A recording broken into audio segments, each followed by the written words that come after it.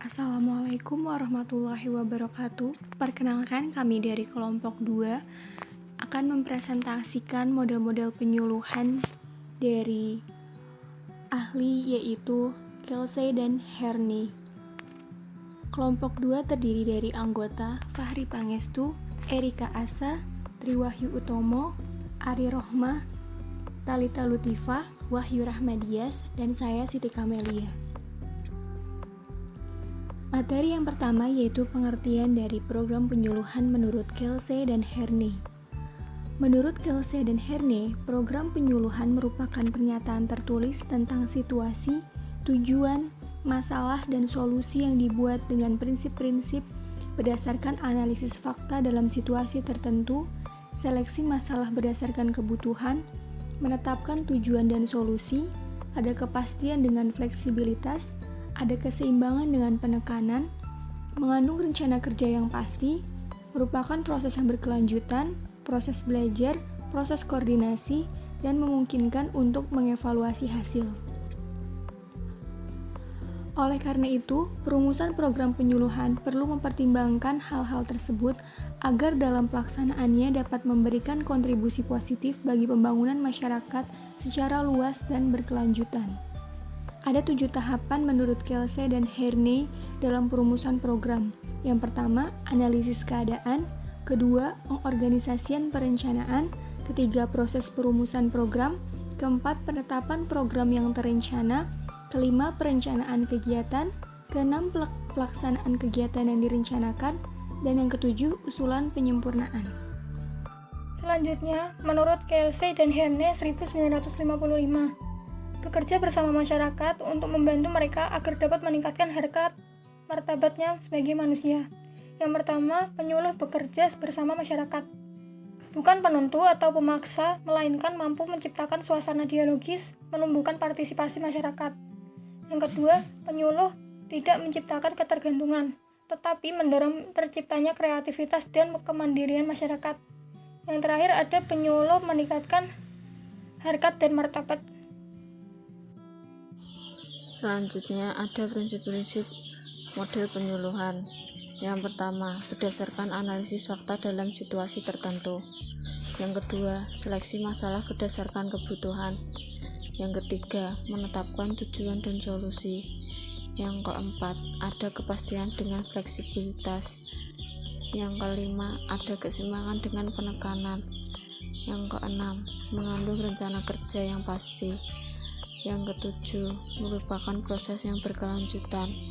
Yang kedelapan, merupakan proses belajar. Yang kesembilan, merupakan proses koordinasi. Yang kesepuluh, yang terakhir adalah memungkinkan untuk mengevaluasi hasil. Paradigma baru pembangunan pedesaan ialah improving of rural life quality, yaitu tidak hanya aspek pembangunan ekonomi saja dengan fokus peningkatan produksi dan pendapatan, tetapi juga kualitas kehidupan. Oleh karena itu, perumusan program penyuluhan perlu mempertimbangkan hal tersebut agar dalam pelaksanaannya dapat memberikan kontribusi positif bagi pembangunan masyarakat secara luas dan berkelanjutan. Terima kasih. Materi selanjutnya adalah tahap penyusunan program. Ada beberapa tahap untuk menyusun suatu program. Yang pertama adalah menganalisis suatu keadaan. Berarti kita harus menganalisis terlebih dahulu keadaan tempat sekitar yang akan mau kita menyusun program. Yang kedua adalah pengorganisian perencanaan, yaitu adalah membuat struktur organisasi atau sistem untuk merencanakan suatu program. Yang ketiga adalah proses perumusan program. Yang keempat adalah penetapan program yang terencana. Berarti kita harus menetapkan terlebih dahulu program-program apa yang akan menjadi proyek ke depannya. Yang kelima adalah perencanaan kegiatan. Yang keenam adalah pelaksanaan kegiatan yang direncanakan. Yang ketujuh adalah usulan penyempurna atau yang sering kita ketahui yaitu seperti evaluasi. setelah acara penyusunan program selesai, berarti kita harus mengevaluasi terlebih dahulu sebelum kita mempublikasikan suatu program yang kita buat itu, supaya tidak terjadi kesalahan atau miskomunikasi, maksudnya kegiatanku yang kurang baik, kata-kata atau tulisan yang kurang baik, supaya bisa menjadi lebih baik dan diterima oleh masyarakat atau orang lain. Terima kasih. Selanjutnya yaitu manfaat perencanaan program. Yang pertama, memberikan acuan dalam mempertimbangkan secara sesama tentang hal-hal yang harus dilakukan dan bagaimana melakukannya. Mempertimbangkan di sini yang dimaksud yaitu agar perencanaan yang kita buat di awal dapat sesuai dengan yang kita harapkan. Yang kedua, tersedianya acuan tertulis yang dapat digunakan oleh masyarakat mencegah terjadinya salah pengertian serta dapat dievaluasi sebelum, selama, dan sesudah program tersebut dipergunakan. Apabila di dalam perencanaan program tersebut terjadi kesalahpahaman, kita bisa menjelaskan kepada masyarakat bagaimana memecahkan solusinya dan memberikan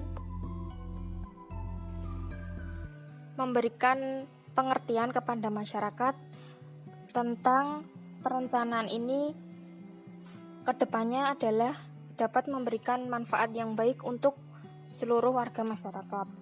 Yang ketiga yaitu sebagai pedoman pengambilan keputusan terhadap adanya usul penyempurnaan yang baru atau direvisi. Yang keempat, memantapkan tujuan-tujuan yang ingin dicapai sehingga dapat diketahui sampai seberapa jauh tujuan yang telah ditetapkan tercapai.